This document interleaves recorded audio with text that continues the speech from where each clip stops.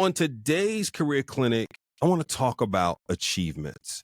Now, when we think about achievements, there's a couple things that quickly can happen to us. One, we can often feel like we haven't achieved anything or haven't achieved a lot. Now, I'll just remind you from the onset, just remember, anytime you think that you're not doing enough, please remember that there is someone looking at you, wishing you were in the position you are in. Yes, there is someone looking at you, wishing, hoping to be in the position you are in someday in their lives. So just stop and soak that in for a minute. And so once you get over that, think about the achievements you're going to document. It's that time of year. It's fourth quarter, right? For many of us, performance reviews are coming. Even for me, the CEO, I'm going to talk to my advisory board about how I am doing, what's going well, what's not going well, etc. So achievements have to be on that list of work that you do to get ready for such a conversation. And so I want to give you some tips to think about achievements in two buckets, professionally and personally. Both are important. Let's start with professionally. 3 things to think about professionally. 1, against your goals and objectives. You started the year with some goals and objectives, some things you committed to do for the organization. They are in a document somewhere that you may have not looked at in a while. Hopefully you did a mid-year review, had a discussion.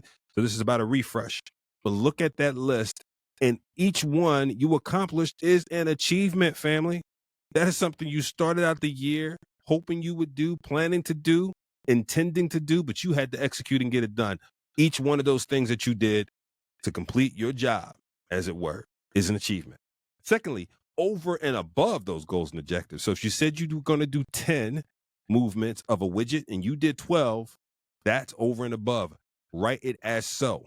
You overachieved. You did more than was expected. By the way, if you went over and above and also improved a process, made it easier for go forward, etc., that is an achievement. Make sure to bullet point each one of those specific things. Give yourself the just credit that you deserve and need. And then the third bucket is dealing with the unexpected. This one often goes overlooked because things happen. I don't care what kind of job you are in. Okay. There are things that come up that were not a part of the plan. You plan to do A, B, C, D, and E. And all of a sudden, between B and C, this additional thing shows up. This barrier shows up. If you're in a certain business that is depending on raw materials to come in and you need 10 raw materials, only 8 show up. What will you do? How will you get the 2 missing pieces? How will you substitute them and or still be able to deliver what you need to do without those 2 pieces? Dealing with those uncertainties, those unexpected situations, and doing so with grace and doing so with success, laboring through it is an achievement, family. And please understand there are achievements in different ways, not only just the quantitative pieces and things you do in those times, but the qualitative, your coping skills, your ability to think on your feet, your ability to adjust, your ability to corral a team, and maybe in all those cases, doing some things that you have not done before. Achievement, achievement, achievement. All right. So those are the professional ones. Against goals and objectives, over and above goals and objectives, and then dealing with the unexpected. Now, personally, I just want to give you some categories to think about and write down, because a lot of times we will do the achievements on the professional side and then somewhat dismiss or not think about the personal side. Personal side is important, family. We are holistic beings. I want to implore you to also note down the personal achievements. 1, financially. Maybe you saved more this year or hit a savings goal or changed the way you spend and pull back on certain categories. Maybe you're a sneakerhead and said, I'm not going to do as many pair this year. I'm going to allocate some of that money to this, etc. That's an achievement. Education. What did you set out to learn this year?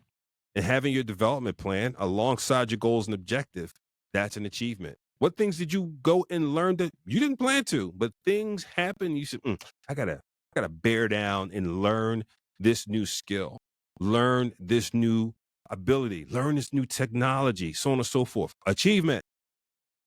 Number 3, family. Maybe you wanted to do something different with your family this year. Spend some time with certain relatives you normally don't. Grow a particular relationship. Make sure if you're a parent that your child has access to thus and so, and get training for them on something. Helping your daughter, maybe she wants to be a dancer, your son wants to be on the football team, you got them special training. All those things are achievements, fam. Don't take them for granted. Take your credit. 4, artistically. Maybe you did something different this year and grew your art form, music, painting, dancing, you name it. Achievement, attitude. Now, this is a big one. You came into the year and said, man, as a part of looking at how you would approach the new year, I want to grow in patience. You see, I listed that one first because that's one of mine. I need to grow in my patience. Okay. But it could be one for you. Patience, love and careness, tenderness, stick to itness. Yes, I made that word up. Whatever the case may be, if you've worked on it and you can see the fruits of your work, achievement. 6, physically. Maybe you wanted to lose weight, build more muscle, whatever you categorize it as. Change your diet. Maybe you wanted to go vegan.